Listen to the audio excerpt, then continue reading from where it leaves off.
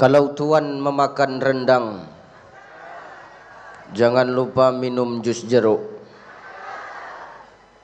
Pak Gubernur, hari ini saya sudah datang, tapi kopi tak masuk-masuk.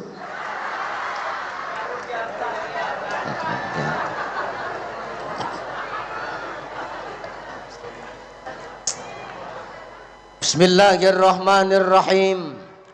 Assalamualaikum warahmatullahi wabarakatuh.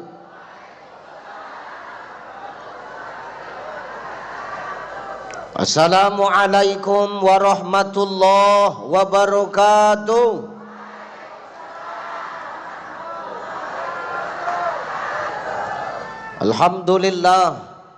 Alhamdulillahillazi anzala as-sakinata fi qulubil mu'minin. Asyhadu an la ilaha illallah wahdahu la syarikalah wa asyhadu anna Muhammadan abduhu wa mawalah. Allahumma salli ala sayyidina wa ala ali sayyidina. Faqala Allah ta'ala, a'udzu billahi samiil alimi minasy syaithanir rajim. Innal ladzina amanu wal ladzina hajaru wajahadu fi sabilillah ulaika yarjuna rahmatallah wallahu ghafurur rahim.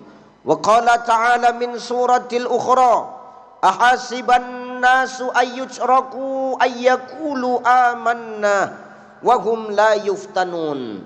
Wa qala an-nabi al maslahatul ammah muqaddimun 'alal maslahatul khassah. Shadaqallahul azim wa sadaqan nabiyyul karim wa nahnu 'ala zalika minasyahidin wasyakirin walhamdulillahi rabbil alamin. Sehat ibu? Allahu akbar. Yang penting insyaallah ibunda yang hadir pada siang hari ini, pagi hari ini adalah wanita-wanita salihah, para ibunda-ibunda salihah, para istri-istri yang berbakti kepada suaminya. Betulnya itu? Amin insyaallah ya Pak. Mudah-mudahan istri kita adalah istri-istri solihah. Ingat, maaf Pak, saya hanya ingin meluruskan supaya apa, kita paham akan tugas dan tupoksi kita. Maaf Pak, ini harus kusampaikan walaupun pahit kenyataannya. Masak itu bukan tugas istrimu, biar tahu kau dulu Pak.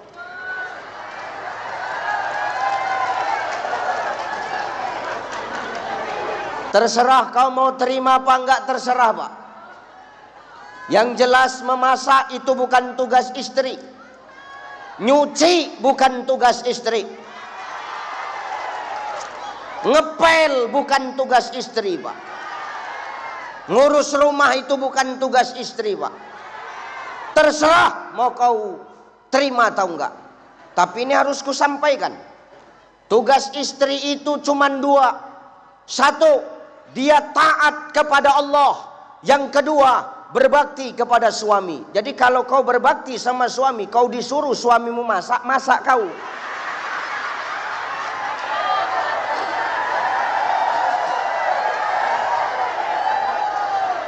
Disuruh nyuci, nyuci kau. Jangan melawan aja mulutmu, taunya tahu kau.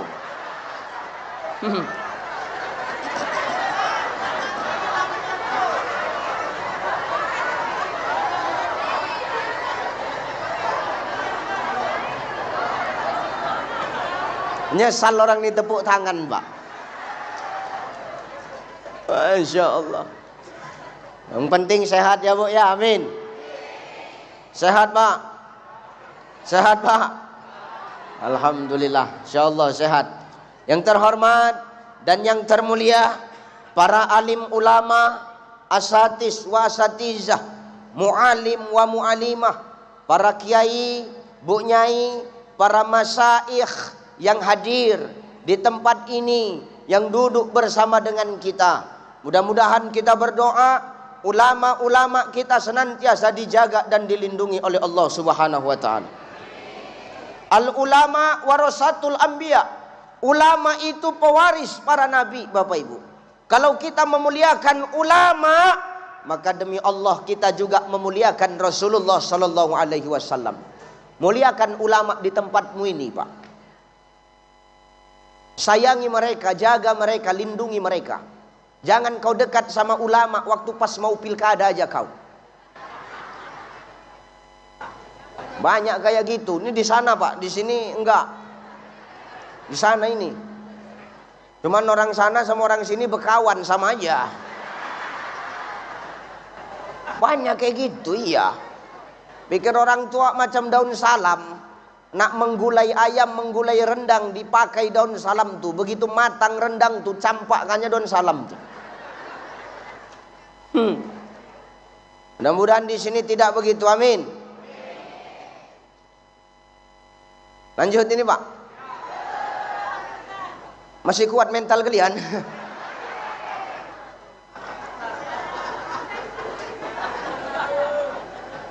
Yang terhormat Bapak Gubernur Kepri, Kepulauan Riau, Bapak Haji Ansar Ahmad SE MM. Sehat selalu, Pak. Ini pertama kalinya kita berjumpa. Aku sering ke Tanjung Pinang nih. Cuman baru viral, makanya baru diundang.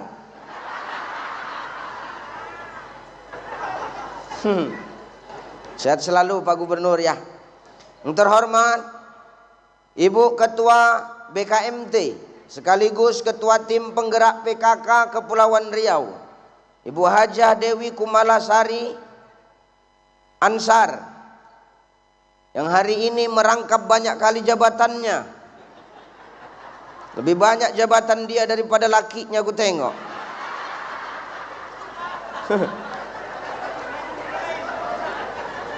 Insya Allah.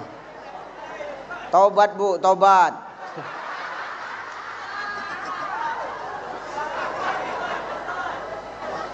Sehat-sehat Bapak dan Ibu. Yang terhormat seluruh Forkopimda yang hadir, kepala dinas, kepala badan, kepala bagian yang baru dilantik menjadi otoritas keuangan. Abang lah yang bayar aku nanti. Iya, banyakkan sedikit. Astagfirullahaladzim.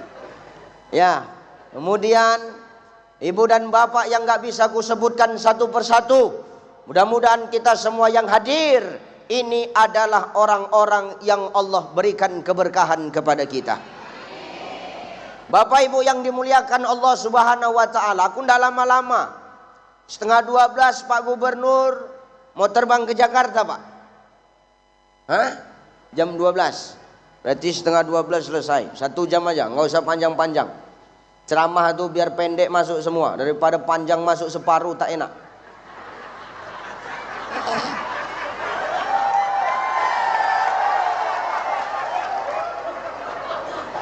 Bu, Ibu suka pendek masuk semua atau panjang masuk separuh? Enggak, ini ceramah Bu, jangan mikir yang aneh-aneh ya. Ini ceramah ya. Jangan bayangin yang lain-lain, ceramah.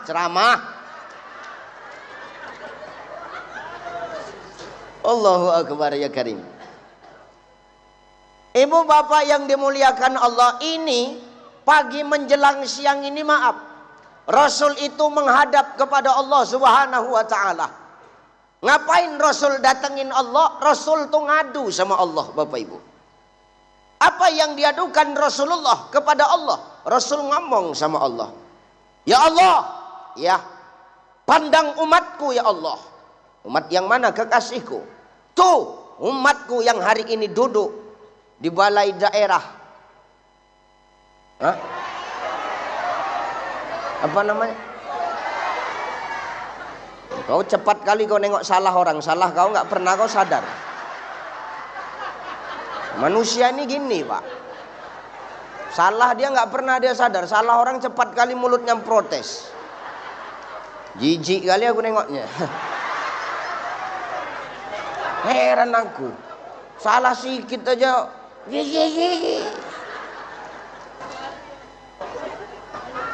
Pandang umatku ya Rabb. Umat yang mana kekasihku Muhammad?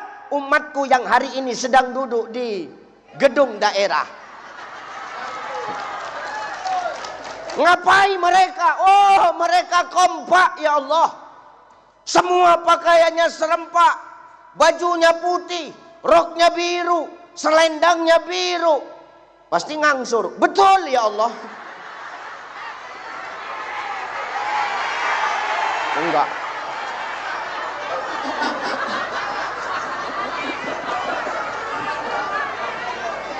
Gratis saja sombong. Gratis saja sombong, apalagi bayar.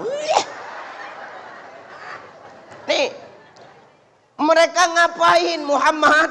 Tuh, mereka duduk. Ngapain? Dengerin ilmu.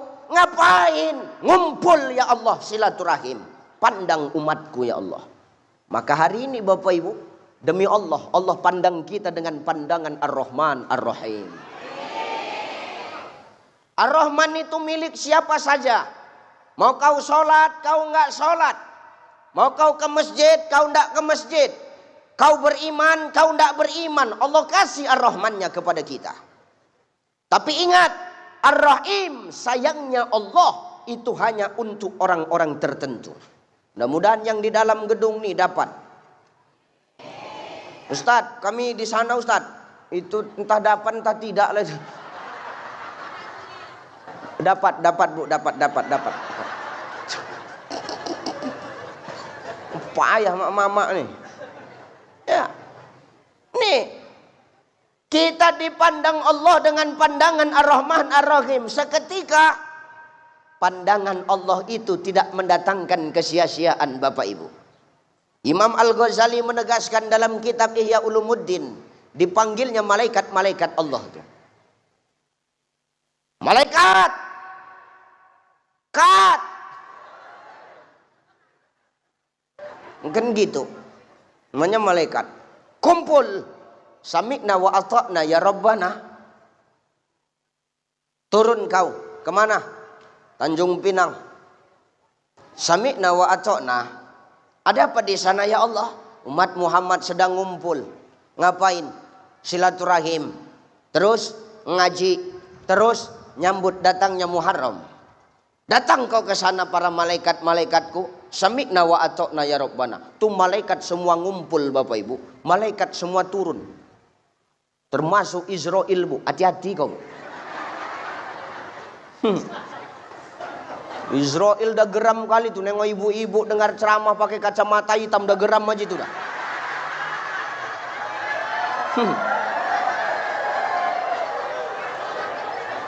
Mau dicekekkannya aja rasanya itu betul. Mau apalagi kacamatanya petak besar macam kaca spion. Macam kaca spion modelnya ku tengok.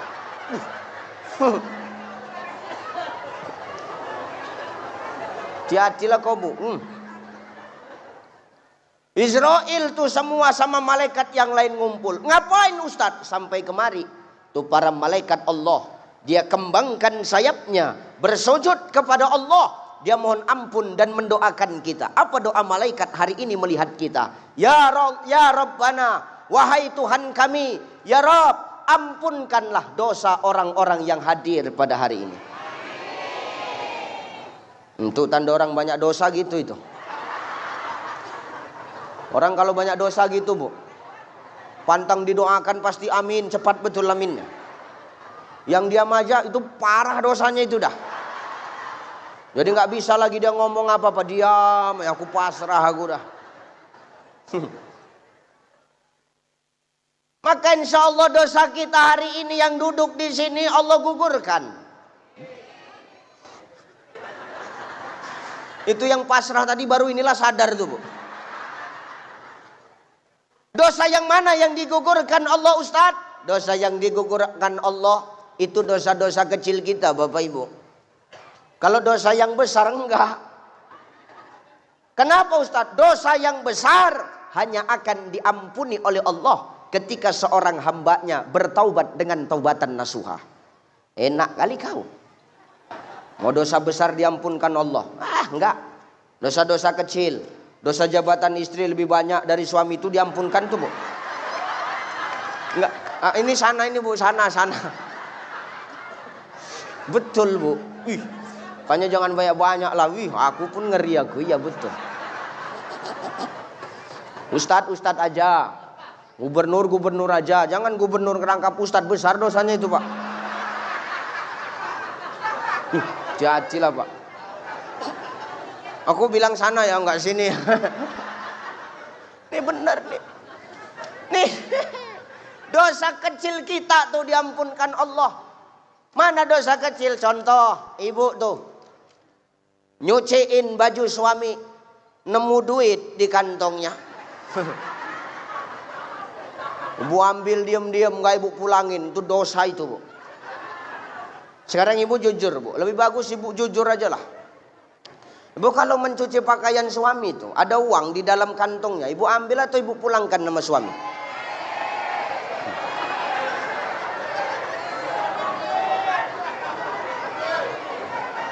Udah tahu kita sekarang siapa malingnya kan, Pak?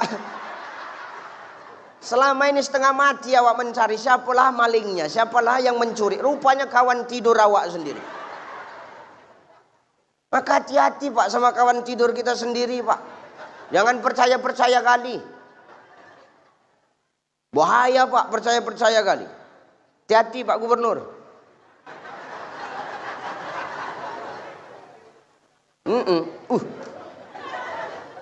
Jangan percaya-percaya. Ustadz, kenapa bercakap macam itu? Itulah yang tak boleh tuh, Bu. Kau ambil uang suamimu tanpa kau ngomong, tanpa kau izin, tanpa kau pamit, itu bukan hakmu. Tak boleh kau ambil, haram. Nggak usah kau tengok-tengokan, tengok aku aja udah. Tak usah apalah kau pun juga nggak usah, kau tengok aku aja. Kalau kau terasa hari ini, kau rubah tuh, Bu. Kenapa? Itu bukan hak bunda. Jangan semua mau kau ambil. Tergeletak, punya siapa? Punya aku. Punya siapa nih? Punya aku. Semua punya kau. Sehingga timbul istilah uang suami, uang. Enak kali mulutnya ngomong tuh, Pak. Aku ini yang nggak setuju nih, Pak. Ini perlu ku sampaikan. Kalau nggak kena tindas terus kita, Pak. Kena tekan terus. Apa nggak mati cepat awak? Ustadz, kenapa tahu? Karena nasib kita samanya sebenarnya, Pak. Nggak usah cerita lah. Mau siapapun kalau di depan istrinya, Pak Gubernur depan istri, di luarnya gubernur, depan istri, honorer, Bu, honorer.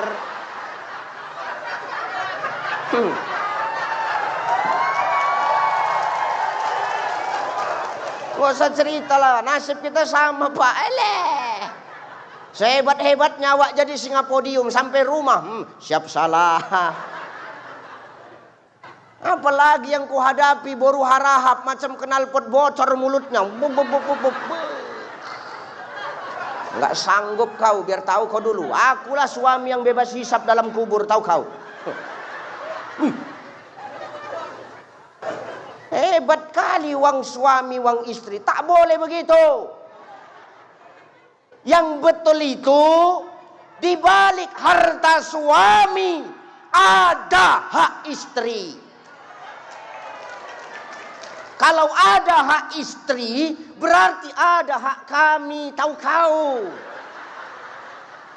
Bukan semua punya kau. Ini semua kau ambil punya kau.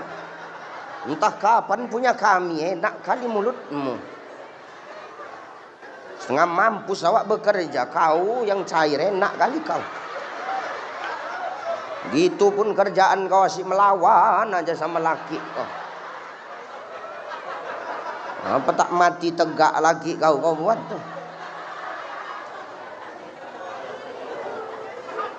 Ini harus ku jelaskan. Kenapa? Supaya nggak semena-mena mereka, Pak. Yang nggak punya jabatan aja semena-mena, apalagi yang 4 jabatannya. Itu lebih ngeri tuh. Ini bahaya, ini bahaya. Bahaya ini. Ya.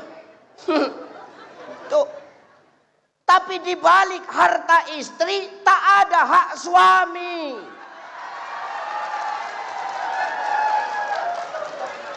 Kenapa? Memang begitu aturannya, Pak. Nabi itu tidak pernah pakai harta Khadijah. Siapa bilang Nabi pakai harta Khadijah? Nabi tidak pernah pakai harta Khadijah. Kecuali dua. Nabi mengutang kepada Khadijah. Atau Khadijah yang memberikannya kepada Nabi. Lebihnya tak ada Nabi minta-minta. Biar tahu kau dulu. Jadi jangan salah ngaji kita hari ini. Nabi itu tak pernah pakai harta Khadijah. Kecuali Nabi ngutang atau Khadijah yang memberikannya kepada Nabi. Jadi hari ini kau jadi pejabat. Kau jadi kepala dinas. Kau pakai emas istrimu. Kau jual. Supaya kau bisa jadi kepala dinas. Kau bayar tuh, Pak. Biar tahu kau dulu. Ngutang itu. Ngutang balikkan. Kecuali istrimu bilang, udahlah bang. Uangku uangmu. Baru. Itu mimpi. Nggak ada model bini kayak begitu. Kalaupun ada nggak di Tanjung Pinang ini, biar tahu kau dulu. Banyak nih, makanya hati-hati awak. Jadi tidak boleh kami ambil tuh Ustaz. Tidak boleh. Itu bukan hakmu bunda. Sekalipun punya suami. Jadi hak kami yang mana Ustaz? Hakmu bunda itu yang dikasih sama suami. Ustaz, iya 3 juta sebulan kehidupan kami butuh dana. Yang dikasihnya 2,5 juta Ustaz. Kurang 500.000. Boleh kami ngambilnya sendiri? Boleh. Tapi kau tetap ngomong. Jangan kau diam-diam. Tetap laporanmu. Aku berani bercakap begini. Karena dalam rumah tangga ku perjelas sini. Ku tegaskan sama istriku. Maka istriku tak berani dia ngambil uang langsung dari kantongku. Tak berani ngambil langsung dari dompet. Kenapa Ustaz? Karena tak ada lagi yang mau diambilnya. Semua ada diambil dia.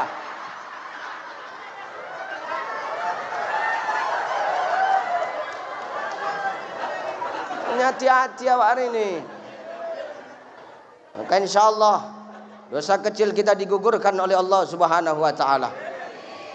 2. Dalam kitab Al-Lu'lu' Al-Marjan Sahihun Bukhari Muslim, Nabi SAW mengatakan, orang yang duduk dalam majelis ilmu itu Bapak Ibu, duduknya sama seperti dia melaksanakan sholat sunnah 1000 rakaat. Tak pernah kita sholat sunnah 1000 rakaat. Pernah sini sholat 1000 rakaat Bapak? Pak Gubernur pernah Pak sholat sunnah 1000 rakaat? Gubernurnya aja enggak, apalagi kepala dinas. Sekdanya pun tak yakin awak. Baru dengar ceramah sebentar dah bolak-balik pindah arah tempat duduk, diselonjor. Apalagi 1000 rakaat, mimpi lah.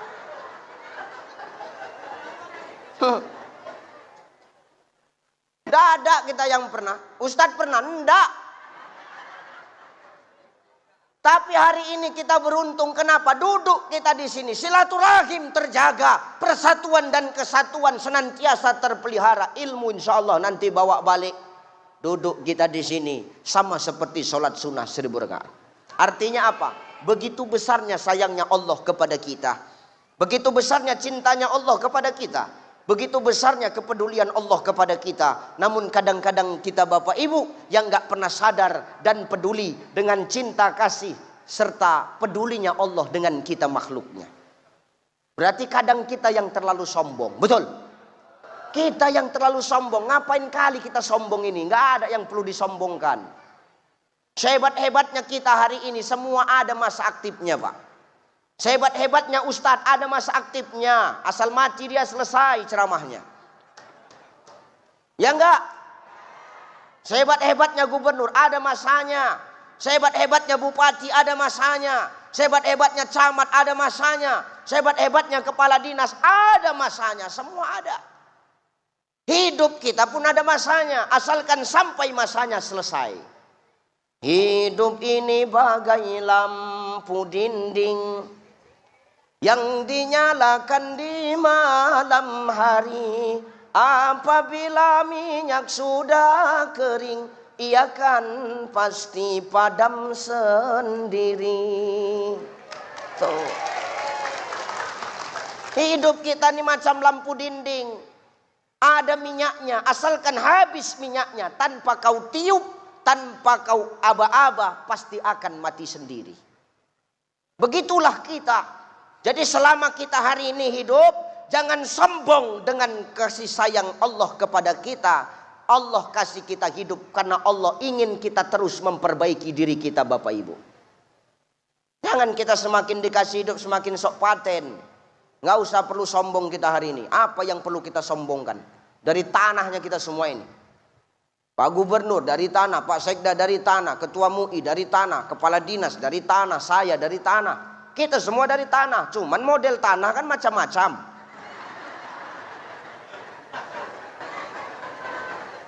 Oh, ada tanah tandus keras saja. Ada tanah subur, gembur aja dia kan. Ada tanah namanya tanah berawer tuh, tanah rawa. Berawer aja kerjaannya. Nih, makanya kita jangan sombong. Min sulalatim min tin. Kita berasal dari saripati tanah. Jangan sombong kau manusia. Begitu mudah bagi Allah mengambil kekuasaanmu tanpa merebut jabatanmu, Pak. Begitu mudah bagi Allah mengambil popularitasmu tanpa membuka aib pada dirimu. Maka jangan sombong kita hari ini. Betul? Dah yuk ngaji kita. Enggak usah panjang-panjang. Maka dua, duduk kita di sini Allah gugurkan dosa kecil kita. Yang kedua, duduk kita sama seperti sholat sunnah 1000 rakaat. Jadi Ustadz, apa yang mau kau sampaikan dalam peringatan tahun baru Islam ini Ustadz? Satu, saya mau tegaskan, tahun baru Islam, tahun kaum, maka dia termasuk kepada golongannya. Jangan kau sok-sok tiup-tiup trompet, bertingkah kau. Kumpul semua di lapangan tuh tiup trompet. Hitung 3, 2, 1, pengong. Israfil terkejut. Ditiupnya sangkakala tuh, kiamat gitu nih Pak. Maka jangan kau latah. Tahun baru inilah, Muharram inilah yang harus kita kenalkan. Kepada siapa? Anak cucu kita. Sama dengan sholawat, harus kita kenalkan dengan anak cucu kita. Kalau kita nggak kenalkan, siapa lagi? Hebat sholawat. Rohatil atyanus tasyadu bilayalil maulidi. Wabarikun nuri yabdu mimma'ani ahmadi. Gitu Pak Gubernur. Tadi kan Bapak kencang kali, entah cemana ngikutinya. Bapak kencang kali, bingung Pak Sekda tadi ngikutinya. Cemana Ustaz? Ya cemana lagi, nganga aja lah aku bilang.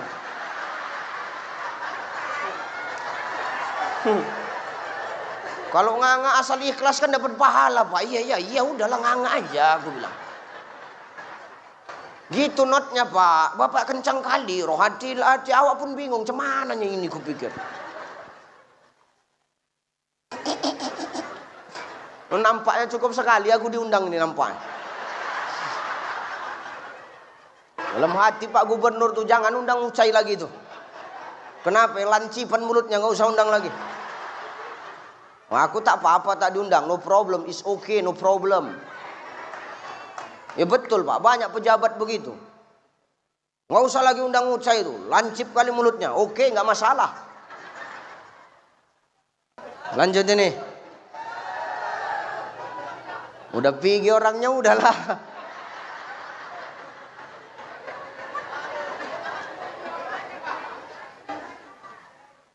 Maka saya mau menegaskan ini tahun baru yang harusnya kita rayakan. Makanya Umar bin Khattab tuh ngomong, apa kata Umar bin Khattab? Hitung-hitunglah amalmu sebelum amalmu itu dihitung sama Allah.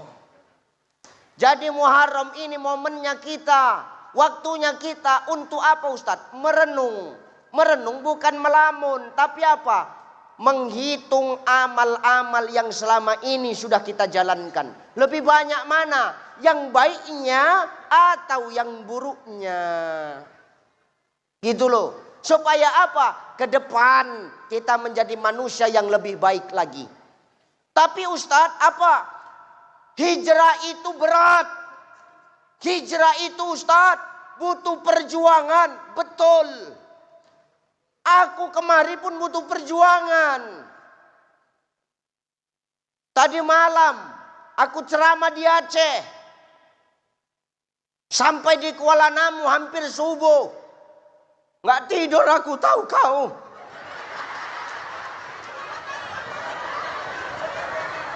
Jangankan tidur, mandi pun tidak, tahu kau. Sampai kemari baru mandi aku, tahu kau tadi. Perjuangan, Bu. Nah, hidup di dunia saja kita harus lalui yang namanya perjuangan. Apalagi yang mau kita kejar investasi akhirat. Maka hidup itu perjuangan, hijrah itu butuh proses, hijrah itu penuh ujian, hijrah itu penuh perjuangan. Maka pantas kalau Allah ngomong dalam Quran surah Al-Ankabut ayat kedua. Apa kata Allah? Ahasiban nasu ayyutraku ayyakulu amanna wahum la yuftanun. Apa kata Allah? Hei manusia, jangan kau merasa setelah kau mengaku beriman kepadaku lalu kau tak kuuji. Salah.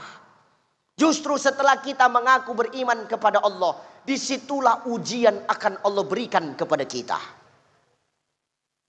Bukan berarti Allah benci, Bapak Ibu. Bukan berarti Allah tak suka sama kita. Bukan. Allah kasih kita ujian karena Allah itu sayang sama kita.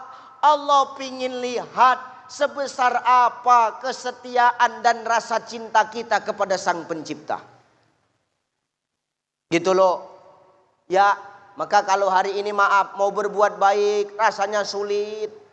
Mau berbuat baik kadang-kadang malu. Kita masih sering mabuk. Masih sering maaf. Menceritai orang. Masih sering membongkar aib orang. Ya sudah, ibadah saja. Sholat aja. Perkara omongan orang gak usah dipikirkan. Kenapa? Karena pengakuan dari manusia itu belum tentu diakui oleh Allah. Tapi sesuatu yang sudah diakui Allah pasti akan diakui oleh makhluk, Bapak Ibu. Hari ini kita ibadah untuk siapa? Untuk makhluk apa untuk Allah? Allah nggak butuh ibadah kita kok. Kita ibadah untuk diri kita sendiri, Bapak Ibu. Kenapa? Kita ibadah Allah nggak untung, kita nggak ibadah Allah juga nggak rugi. Kalau kita ibadah kita yang selamat, kita nggak ibadah kita yang rugi, Bapak Ibu. Maka hari ini tolong. Hijrah itu memang berat, butuh proses, butuh perjuangan. Tengok Nabi, ketika Nabi berangkat dari Mekah ke Madinah, Bu. Ya Allah. Lawannya siapa? Pakciknya sendiri, pakcik. Ini ayahnya. Ayahnya punya adik. Ini pakciknya ini. Tahu? Ini ayahnya. Punya adik. Inilah pakciknya itu. Siapa dia? Inilah Abu Lahab, Abu Jahal. Laknatullah alaih. Apa kata Abu Jahal? Jangan sampai Muhammad itu keluar dari kota Mekah ini. Asal jumpa, matikan. Kalau hari ini maaf Bapak Ibu, kau ada orang yang tak suka. Kalau dia orang lain wajar. Tapi kalau hari ini ada orang yang tak suka, tapi yang tak suka itu keluargamu sendiri, sakit nggak rasanya? Itu yang dialami baginda Nabi. Jangan kasih ampun Muhammad, asal jumpa bunuh. Bayangkan Pak Bu. Tengah malam dikepung rumahnya. Nabi ngomong sama Ali, Ali, aku bakal dibunuh kalau ketahuan. Maukah kau menggantikan kau tidur di tempat tidurku, Ali? Oke. Padahal Ali tahu siapa yang tidur di situ pasti akan mati. Tapi Ali sikit pun gak nolak, Bu. Ibu lah, Bu. Kalau suami ibu mau dibunuh orang, Mama, maukah kau menggantikan di tempat tidurku, Mama? Mau gak ibu kira-kira? Inilah pengkhianatan cinta itu, Pak. Inilah pengkhianatan cinta itu. Ngeri istri kita itu, Pak. Sekarang ku tanya sama ibu, Bu, kalaulah boleh milih, mana yang lebih bagus mati duluan, suami atau istri?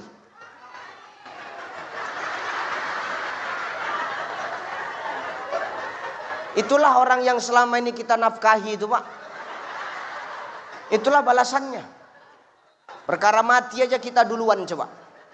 Makanya orang ini kalau gas habis, pasti yang suruh masang gasnya kita, Pak. Kita masang gas, orang ini keluar. Kenapa? Andai kata meledak gas tuh, orang tuh selamat, kita mati, itu nyautak orang tuh.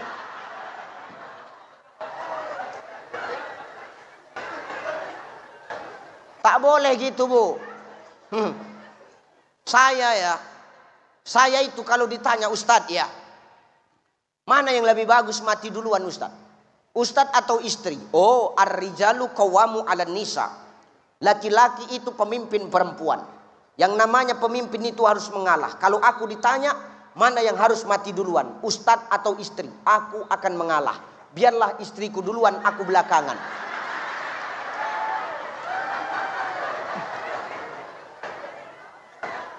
Namanya ngalah. Kalau ibu kan nggak langsung main tunjuk suami.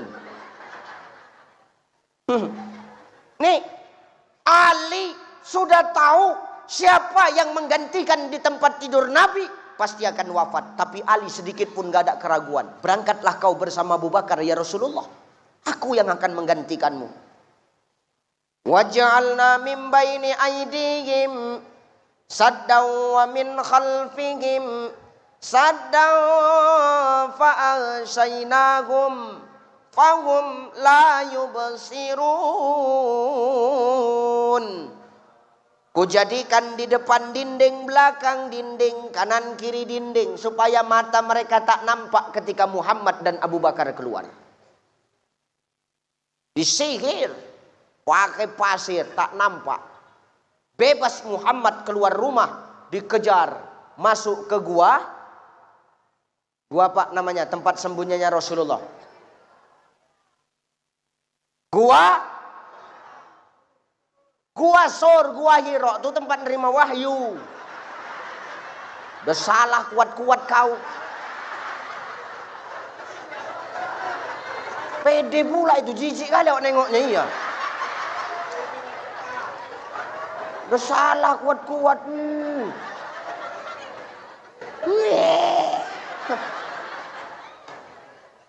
Ya Rasulullah, jangan masuk dulu ya Rasul. Biar ku periksa dulu gua ini. Ada binatang melatanya enggak? Ada binatang buasnya enggak? Kau tunggu di luar ya Rasulullah. Baik Abu Bakar. Rap, dibersihkan.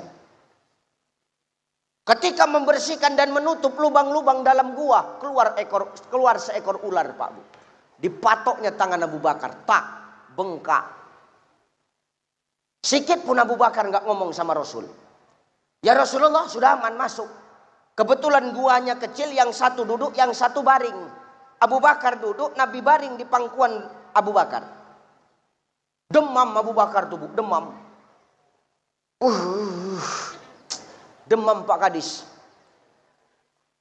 Sama macam kalau inspektorat datang, kan demam Bapak kan.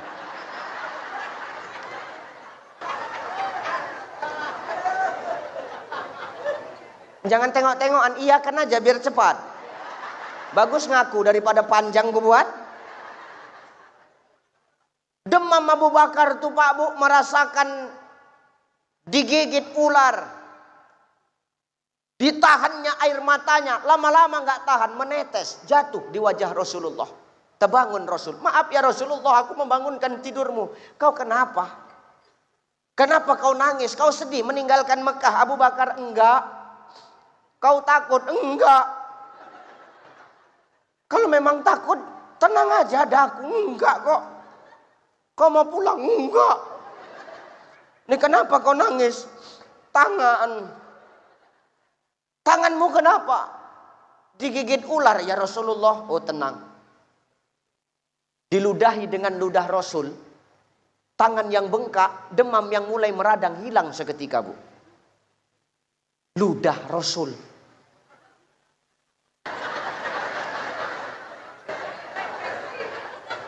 Ludah roh. Kau jangan coba-coba di rumah. Digigit kala jengkeng aku dek, kata laki itu. Sini bang, kata Ustaz itu diludah kan sembuhnya itu. Cuy, busuk tanganku. 3 minggu amputasi. Ini ludah Nabi. Bayangkan, yang menjadi imbangnya siapa Ustaz? Paman Nabi sendiri. Inilah ujian terberat Rasulullah untuk apa? Membawa agama Allah untuk hijrah ke negeri Madinah. Maka hijrah itu butuh perjuangan. Kalau hari ini maaf, masih banyak kemaksiatan yang kita lakukan. Ibadah saja. Perkara ibadah kita nggak diterima atau tidak sama Allah, itu bukan urusan kita. Tugas kita ini sebagai makhluk hanya takwa, melaksanakan, menjalankan. Perkara terima atau enggaknya itu urusan Allah.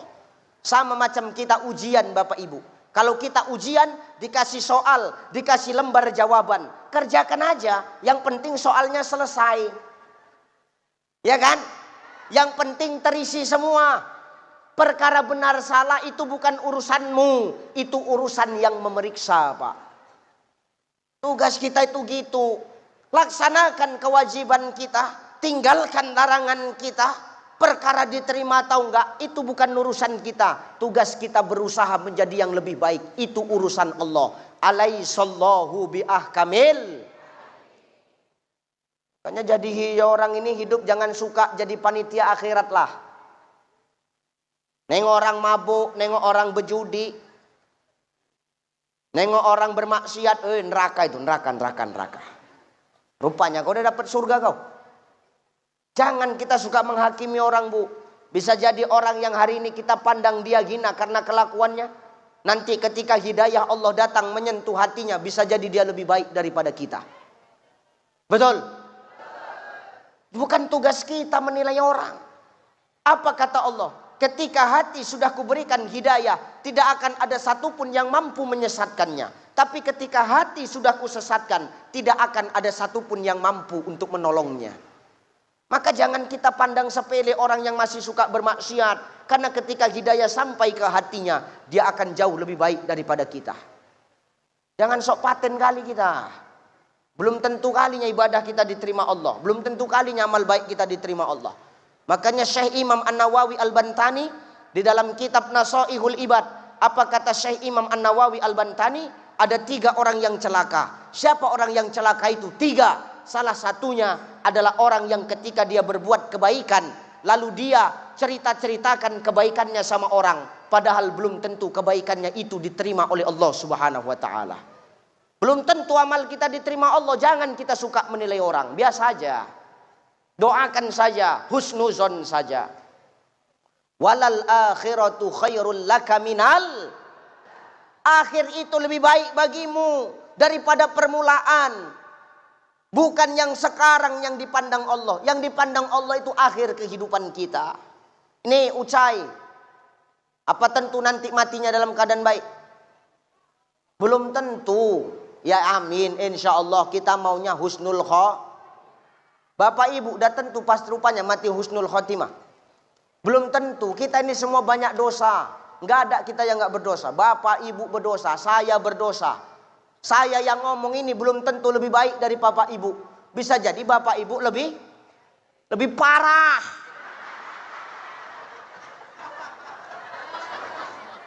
Enak kali aku yang bercakap, aku yang rugi. Nih yang dipandang Allah akhir. Kalau hari ini kita tengok dia bermaksiat dapat hidayah, tahu-tahu ketika dia bertaubat dia wafat husnul khotimah toh. Iya, maka jangan suka kita mandang orang sebelah mata. Orang pakai 2 mata jangan kadang-kadang kita salah nilai, apalagi pakai sebelah mata. Ya enggak? Sudah.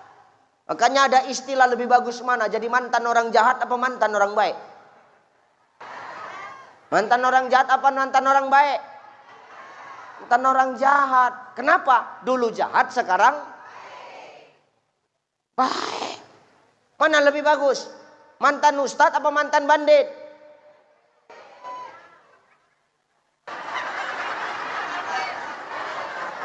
Mantan ustadz apa mantan bandit?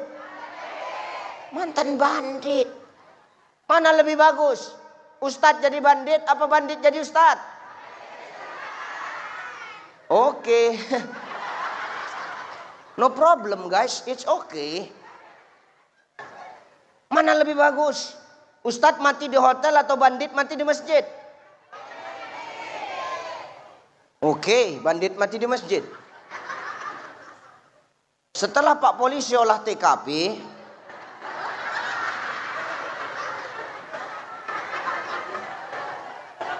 bandit tuh memang, ustadz tuh memang mati di hotel, tapi mati dalam keadaan sujud ketika sholat qiyamul lail. Bandit tuh memang mati di masjid, tapi mati kena pukul orang satu kampung karena nyuri kota impa. Enggak kok, kayaknya kalian zolim kali sama aku.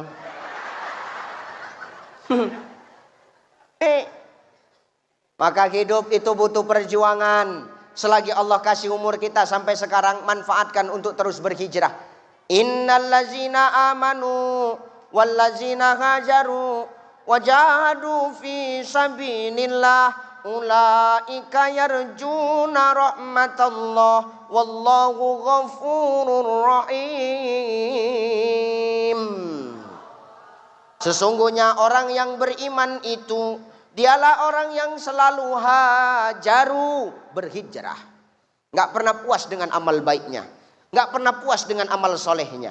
Kalau ada orang beriman sombong dengan amal baiknya, dengan amal solehnya, dipertanyakan keimanannya. Kenapa? Berarti dia orang sombong. Orang beriman tidak pernah puas dengan kebaikan yang sudah dia buat, akan tetapi dia akan terus berbuat baik.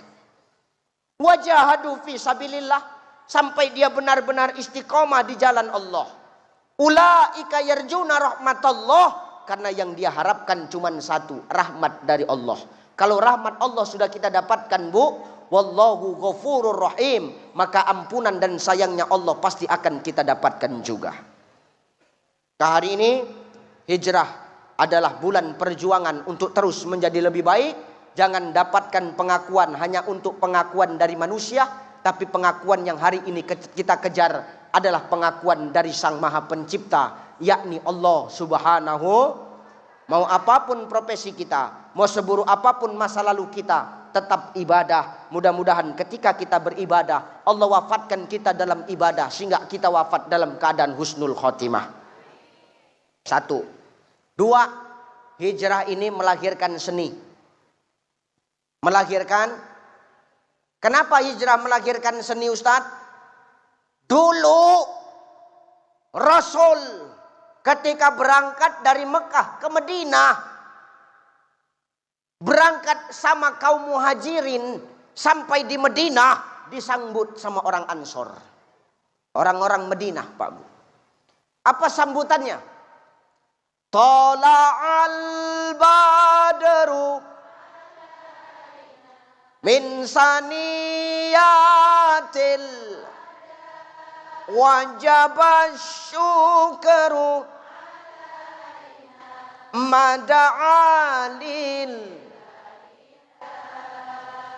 Seni nggak ini? Seni nggak? Seni apa? Seni qasidah. Kenapa hijrah melahirkan seni? Kenapa ini Rasul nggak marah waktu disambut seperti itu? Karena Rasul ingin mengenalkan, ini loh seninya Islam. Lewat seni ukhuwah akan terjaga, Bapak Ibu. Lewat seni lapisan masyarakat bisa dirangkul dengan baik. Seni itu Nabi itu.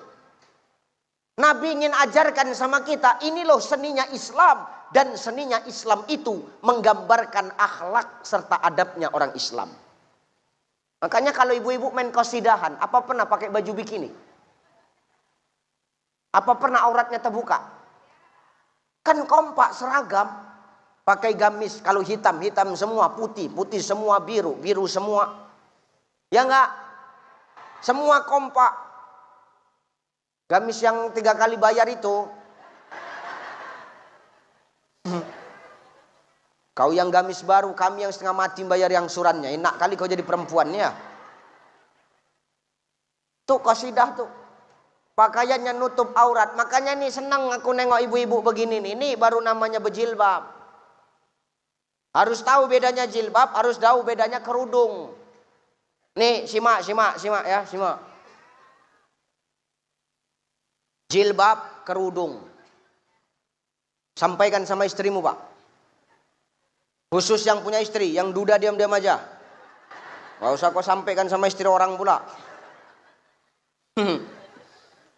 Ada jilbab, ada kerudung. Apa bedanya? Jilbab itu dipakai dari kepala menutup sampai ke dada. Enggak usah tengok-tengokan, pandang aku aja. Jilbab tuh begitu, dipakai di kepala menutup sampai ke dada. Kerudung dipakai di kepala, lampu tembak tetap nampak. Apalagi lah bahasanya yang lembut kalau nggak lampu tembak. Nggak usah tengok-tengokan, kalau tersindir rubah. Bukan perkara gaya, tapi perkara apa? Syariat, Pak Bu. Nih, jangan kau yang berbuat, kami yang menanggungkan dosa. Kau pamerkan lampu tembakmu sama siapapun, kami yang menanggungkan dosanya, tahu kau? Hati kita Bu. Nih seni syariat. Ya Bu ya. Jilbab bukan kerudung. Makanya orang yang ngaji sama yang nggak ngaji itu harus ada beda. Jangan orang yang sudah ngaji sama yang nggak ngaji, nggak ada beda. Nanti kita diketawai sama yang nggak ngaji itu. Apa kata yang nggak ngaji? Leh. Percuma tiap bulan pengajian. Leh. Mana-mana masih suka bongkar aib orang. Leh. Bagus aku nggak ngaji. Diketawainya kita. Leh. Percuma udah ngaji. Mana-mana membuka aurat. Mending aku nggak ngaji. Coba, malu nggak kita digitukan? Maka orang yang sudah ngaji sama yang nggak ngaji, minimal akhlak dan adabmu itu berbeda. Minimal auratmu kau jaga Bu. Kau ini aurat yang berjalan. Jangankan lekuk tubuhmu, suaramu pun aurat. Suara yang mana Ustadz? Suara yang mendayu-dayu. Yang kedua, suara yang menaikkan, mengajak kepada kemaksiatan. Mendayu-dayu itulah yang menaikkan syahwat. Bagi yang bukan mahram. Halo. Assalamualaikum Ustaz. Udah tua jontik kau, jijik. Wala aku dengarnya aku pikir. Ustaz. Bisa pengajian hari ini Ustaz? Insyaallah. Ustaz. Kami tunggu ya Ustaz. Makasih Ustaz. Assalamualaikum. Awak pun terikut salam. Kau bercakap sama laki orang lembut, bercakap sama laki kau sendiri kasar kau. Nanti kita bahas tentang kitab Al-Fiqhul Islamiyah wa Adilatuhu. Kapan Ustaz bahas? Nantilah kalau diundang lagi. Kalau sekarang rugi lagu.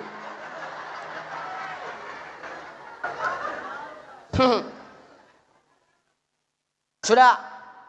Nih, seninya Islam melambangkan akhlaknya Islam. Orang kalau sudah menampilkan seninya Islam, enak pakaiannya Pak Bu. Baca Quran tertutup. Ya kan? Rapi pakaiannya. Main qasidahan tertutup rapi. Yang satu vokalis, yang lain backing vokal. Kan gitu. Satu nyanyi tuh. Dari dahulu hingga sekarang. Yang belakang shalalalalala. Kaum wanita gemar berdandan shalalalalala. Berhias diri berbusana rapi shalalalalala. Itu yang nyanyi sama yang shalalalala itu bayarannya sama itu. Ya kan enak yang jadi di belakang awalnya sama. Tuh. Ya, nih seni Islam tuh. Goyangnya nggak pernah maaf, nggak pernah terlalu glamor, slow aja santai goyangnya kan. Kanan kiri muka belakang, kanan kiri muka belakang, tak ada yang lain. Dari dahulu hingga sekarang kaum wanita gemar berdandan, berhias. Gitu aja tuh, kanan kiri muka belakang, sampai kiamat pun begitu, kanan kiri muka belakang.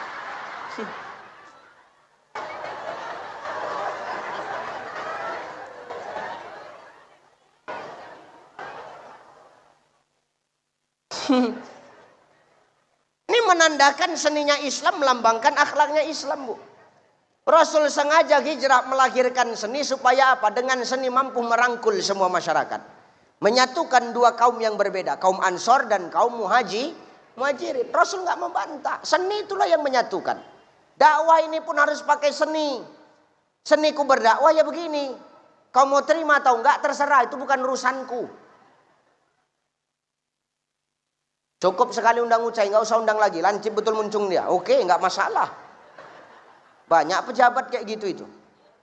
Sebulan kemudian teleponnya aku, Ustadz, datanglah tempat kami supaya ngisi ceramah lagi. Tapi kalian nggak mau ngundang aku lagi. Yang ngomong gitu udah mati orangnya, Ustadz. Oh cocok, aku pikir.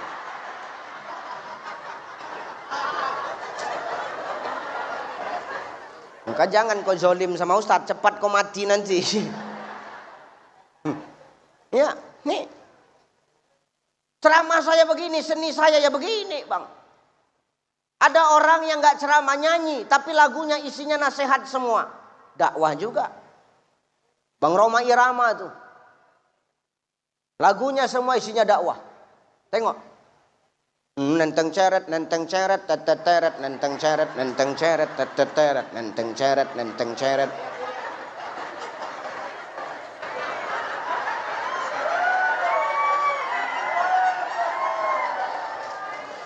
Begadang jangan begadang, nenteng ceret pun gitu. Kalau tiada artinya nenteng ceret tuh enak tuh. Beliau nggak dakwah, nyanyi tapi isinya dakwah, bagus nggak? Seni. Pemimpin harus punya seni. Tengok seninya Umar bin Khattab dalam memimpin. Datang orang Yahudi, Umar, ya. Aku mau melapor. Apa? Rumahku digusur. Kenapa digusur? Ada pembangunan masjid. Terus kena gusur rumahku. Terus cemana? Ya cemana lagi. Gak ada lah tempat tinggalku mah. Padahal itu baru dapat bantuan bedah rumah, tahu kau? Itu pun pas musim caleg semalam itu, Mar. Ya Allah, Mar. Baru seminggu batu sepotong berdiri udah dirobohkan lagi, Mar. Jadi cuman solusinya, Mar? Nggak usah nangis kau. Jadi ambil tulang itu, bawa kemari. Tulang diambil, pedang dihunuskan, tulang digaris dengan pedang yang tajam. Bawa pulang, kasih sama gubernur kau. Siapa? Kok Ansar? Siapa? Abdurrahman bin Auf. Salah sebut Agus.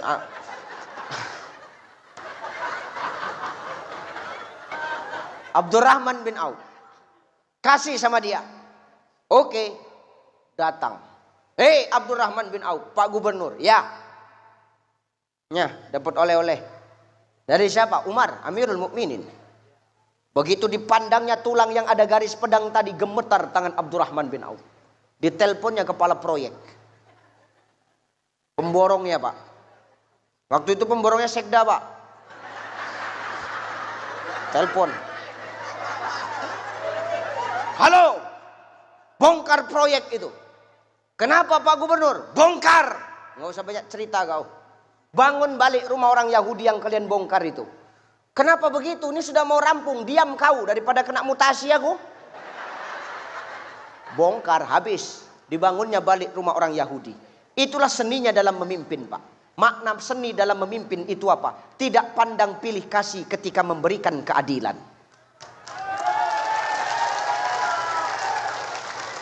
Seni dalam memimpin adalah pemimpin memberikan pelayanan kepada masyarakat. Jangan jadi pemimpin yang selalu dilayani sama masyarakat. Nih, Seni. Kalau sudah kita buat seni begini, insya Allah ukhuwah akan terjaga, silaturahim akan tetap terjalin dengan bagus. Amin. Seni. Sama macam masjid, Pak. Mau sebesar apapun masjid, kalau yang ngisi nggak punya seni nggak enak. Karena masjid rame tergantung kepada dua. Pertama, masjid rame tergantung siapa yang memanggil. Kalau yang manggil nggak punya seni, yang azan nggak punya seni, nggak akan masjid itu rame. Mau masjid besar kayak manapun. Yang manggil atuk-atuk tuh, sedih awak dengar azan atuk tuh. Allahu Akbar. Allah.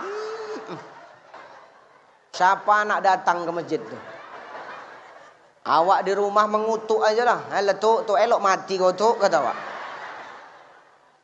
Atuk tu pula bandal. Jangan geser aku sebelum aku mati jadi muadzin. Gampang aja atuk tu makan. Kasih racun nasi atuk tu, mati atuk tu. Jadi kami yang tua-tua tak boleh ajan, Ustaz. Bukan kau yang tua tak boleh ajan, tetap kau boleh ajan, Pak. Tak ada aku mengatakan yang tua-tua tak boleh ajan. Tetap silakan ajan, tapi pas listrik mati. Jadi tak dengar siapa-siapa. Kalau listrik hidup pakai mikrofon, biar yang muda-muda itu. Yang suaranya cantik-cantik itu. Yang lagunya bagus, yang iramanya merdu, yang suaranya lantang, nafasnya panjang. Enak kita dengarnya, semangat, Pak. Inilah perlunya seni itu tadi. Yang azan bagus suaranya, subuh diputarnya azan Mekah itu. Allahu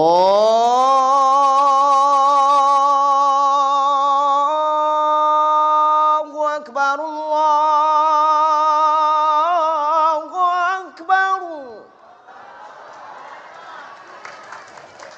Kalau sudah begini azan subuh tuh, terbangun ayah dia yang tak pernah bangun subuh. Siapa yang azan tuh, Mak? Anak kita lah ya. Anak kita, iya. Rajin anak kita subuh tuh azan ke masjid, iya, Mak. Iyalah, tak macam kau ayahnya Fir'aun, nasi tidur kerja kau. Coba. Nanti zuhur beda lagi lagunya. Dibuatnya lagu Malaysia. Cemana lagu Malaysia itu, Ustaz? Kasih contoh sedikit. Allahu Akbar, Allahu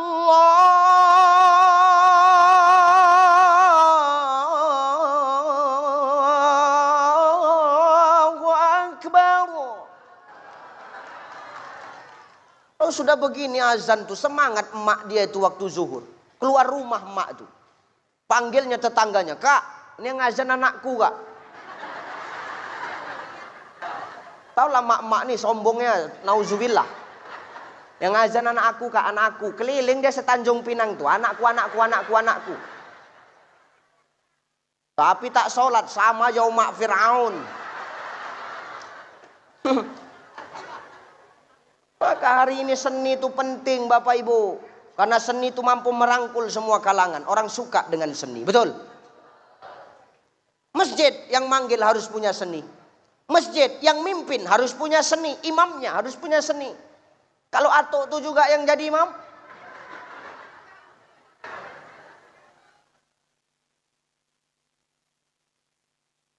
Allahu Akbar. Bismillahirrahmanirrahim. Alhamdulillahirabbil alamin. Ar-Rahmanirrahim. Malik yaumiddin. Ilal ayah ghairil maghdubi alaihim waladdallin. Awak di belakang bingung cemana? Amin. Enggak masuk, Pak, enggak masuk, enggak enak dia, enggak kena. Tapi kalau sudah yang mimpin itu punya seni, kita serahkan kepada ahlinya, enak kita nyaman di belakang, betul? Luruskan shaf, rapatkan barisan. Allahu Akbar. Bismillahirrahmanirrahim. Alhamdulillahi Rabbil Alamin Ar-Rahmanir Rahim. Emak di belakang, ya Allah, tak nyangka anakku bisa jadi imam ya Allah. Senang kali rasanya hatiku ya Allah. Bangga betul rasanya punya anak bisa jadi imam, bagus suaranya ya Allah. Oh kak, ini yang imam anakku kak.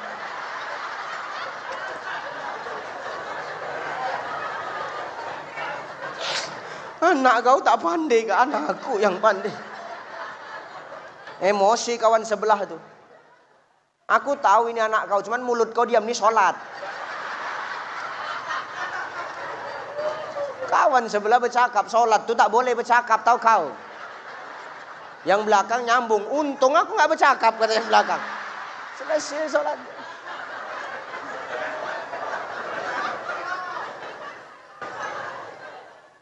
Artinya apa Ustadz? Ternyata seni itu mampu merangkul. Seni itu mampu mengundang empati, bukan simpati lagi, empati Pak Bu. Maka kuatkan seni. Seni yang bagaimana? Seni yang berdasarkan dengan agama. Hanya karena Allah, cuma Allah dan untuk Allah. Maka insya Allah jika dikaitkan dengan seni, semua akan baik-baik saja Bapak Ibu. Amin. Maka hari ini pesanku dua. Pertama, hijrah itu perjuangan. Mau pahit apapun perjuangan kita, jangan pernah kita tujuannya hanya untuk mendapatkan pengakuan dari manusia. Tapi capailah tujuan itu dari Sang Maha Pencipta. Karena pengakuan dari makhluk belum tentu diakui oleh Sang Pencipta. Tapi pengakuan yang datangnya dari Sang Pencipta sudah tentu diakui oleh makhluk. Artinya apa? Perbaiki dirimu, maka Allah akan memperbaiki hidupmu. Amin. Dua, hijrah melahirkan seni. Lewat seni mampu menyatukan. Bagaimana Rasulullah menyatukan dua kaum yang berbeda. Kaum Muhajirin dan kaum Ansor disatukan lewat seni. Tak beda pandangan, Nabi tak marah. Karena lewat seni itu mampu merangkul. Seni yang mana Ustadz? Seni yang beradab, seni yang berakhlak, seni yang dilandaskan dengan pondasi agama. Insya Allah akan merangkul dan melahirkan kebermanfaatan dalam hidup. Amin. Dah, itu aja yang kusampaikan. Sudah setengah 12 lewat. Ibu Gubernur, saya mau pamit. Ya, udah ya, itu aja ya. Udahlah. Jadi sampai jam berapa ini? Sampai jam berapa? Hah? Sampai jam 3. Kau enak dengar mulutku koyak, tau kau?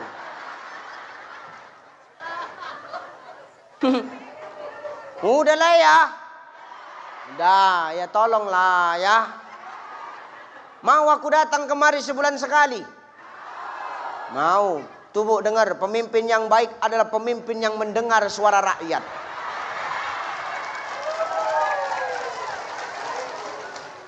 Itu sajalah barangkali. Terima kasih Bu Ketua BKMT atas undangannya. Pak Sekda mohon izin, Pak Ketua MUI mohon izin. Saya doakan mudah-mudahan Bapak Ibu semua yang kutinggalkan sehat walafiat. Tetap istiqomah dalam iman dan takwa. Saya yang hari ini langsung balik ke Medan. Doakan kami selamat-selamat dalam perjalanan. Yang paling penting Bapak Ibu, saya minta doa dimanapun saya berdakwah, tolong doakan saya agar senantiasa saya dijaga dan dilindungi oleh Allah. Karena malam ini saya harus berangkat ke Deli Serdang. Makanya sore ini saya harus balik ke Medan, malam saya Deli Serdang. Besok subuh saya sudah berangkat ke Jambi, pesawat subuh Pak. Sampai tanggal 10. Tanggal 11 saya balik ke Riau, Pekanbaru sampai tanggal 18.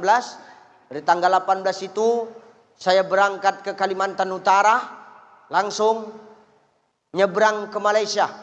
Dari Malaysia saya ke Singapura dan Brunei Darussalam. Itu pun kalau ada yang ngundangnya.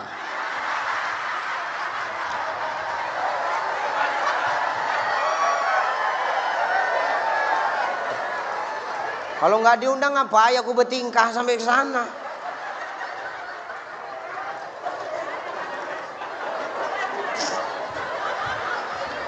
Terima kasih, mohon maaf. Ilal liqa ma'assalam wallahul muwaffiq ila aqwamit thoriq. Wassalamualaikum warahmatullahi wabarakatuh. Izin Ustaz.